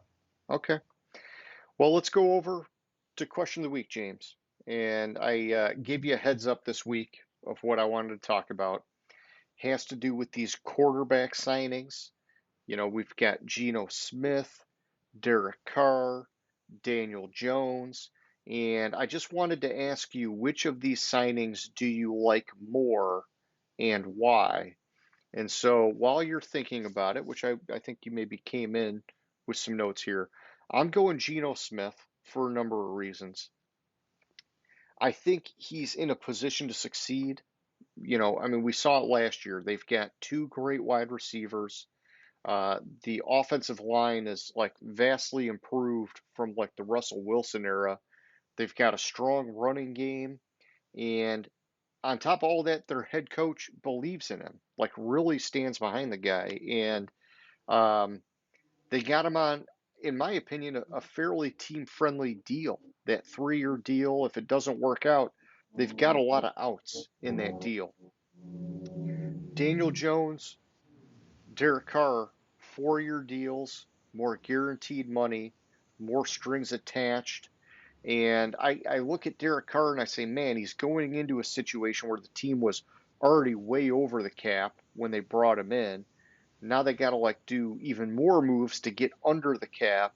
It just makes me wonder, how much is he going to have to work with and how much success can he have when they're going to be parsing away pieces? Although I will say on the one side, it could be the best defense Derek Carr's ever gotten to play with. Even if you shed some pieces, New Orleans could still be a top 10, top 15 defense. Um, Daniel Jones, on the other hand, when I look at him, I feel like they're buying at a high. He had a great year. A lot of his production came on the ground. He had 708 yards rushing and 7 touchdowns.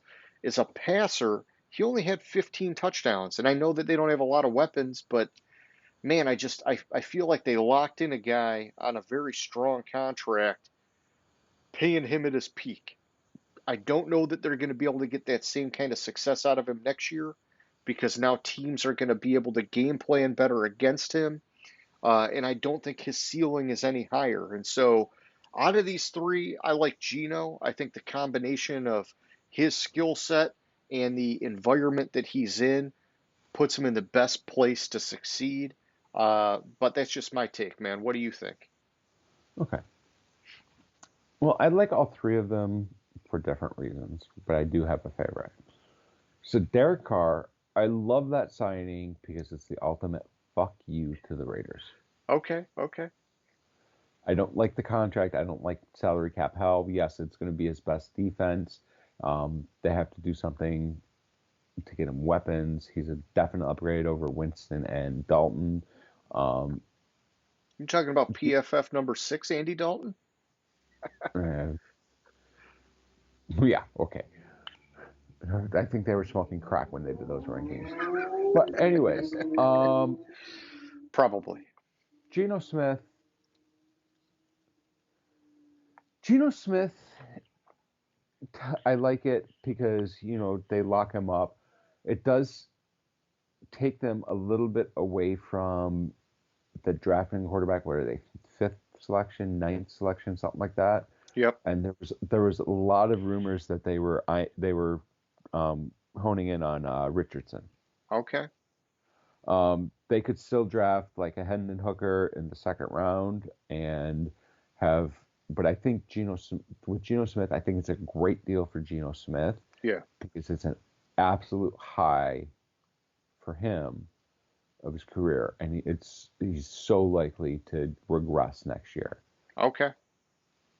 I love the Daniel Jones re-signing for the Giants. And the reason I love it is because, first of all, they had two players that they absolutely had to retain from last season, Saquon Barkley and Daniel Jones.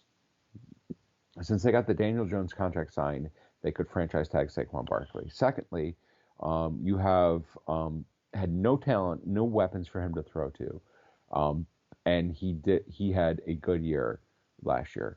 If you give him weapons, they think he can have an even better year with weapons, and that's why they re-signed him. But they hedged it a little bit. So the $82 million is guaranteed, which is basically the first 2 years of the contract. Yep. After 2 years, they could cut him and move on. I got you. So it's show me that last year was not a fluke.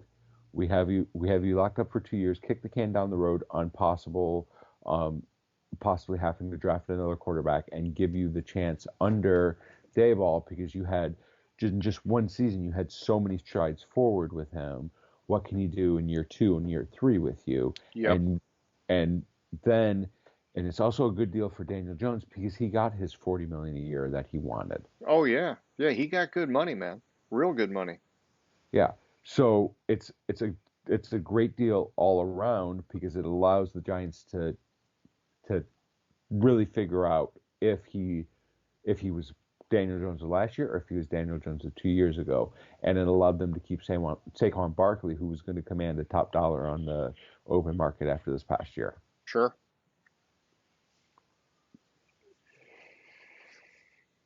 Okay. So you like the Daniel Jones one the best? I do. Well, even though people are rating, if looking at my notes, the grading that ESPN did for it gave the Geno Smith deal an A, the Derek Carr deal a C, and the Daniel Jones deal a C minus. But I disagree with that. Okay. Yeah, well, you have me hopeful on Daniel Jones because, he was a first round pick, lots of potential there, and it's just been a rocky road for him. Mm-hmm. Daboll's behind him. I think that's huge. And so, yeah, I mean, if he can move more of the production from the running game to the passing game, let's see where it could go, man. But yeah, they got to get him some weapons. I agree with you on that. Okay, well, hey, so that's the question of the week. Anybody who's still out there, we hope that you have been enjoying the show up to this point. And much like Name That Stadium, we're asking for you to participate in Question of the Week. Hit us up. Let us know your thoughts. Which of these contracts do you like the best and why? Yeah, that's all I got, James. You got any closing thoughts for the show? I don't think so. I think I hit all my points. Okay. Well, come on, guys. Hit that subscribe button. James, it was cool. I'll catch you later, man. All right, sounds good. Have a good one. Gridiron Grinder. Hut, hut, hike.